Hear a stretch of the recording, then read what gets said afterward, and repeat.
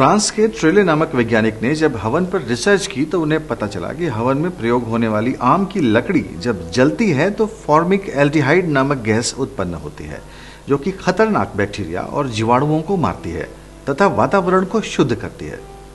इस रिसर्च के बाद ही वैज्ञानिकों को इस गैस और इसे बनाने के तरीके का पता चला।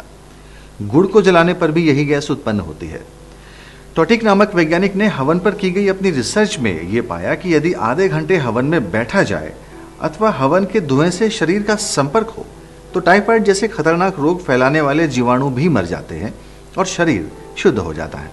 हवन की महत्ता देखते हुए राष्ट्रीय वनस्पति अनुसंधान संस्थान लखनऊ के वैज्ञानिकों ने भी इस पर एक रिसर्च की। क्या वाकई हवन से वातावरण शुद्ध होता है और जीवाणु नाश होता है अथवा नहीं? उन्होंने ग्रंथों में वर्णित हवन सामग्री जुटाई और जलाने पर पाया कि ये विषाणु नाश करती है। फिर उन्होंने विभिन्न प्रकार के धुएं पर भी काम किया और देखा कि सिर्फ आम की लकड़ी 1 किलो जलाने से हवा में मौजूद विषाणु बहुत कम नहीं हुए, पर जैसे ही उसके ऊपर आधा किलो हवन सामग्री डालकर जलाई गई तो 1 घंटे के भीतर ही कक्ष में मौजूद बैक्टीरिया का स्तर 94% कम हो गया।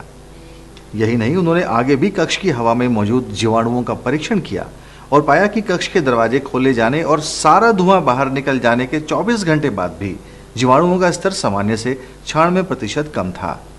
बार बार परीक्षण करने पर ज्ञात हुआ कि इस एक बार के धुएं का असर लगभग 1 माह तक रहा और उस कक्ष की वायु में विषाणु स्तर 30 दिन बाद भी सामान्य से बहुत कम था।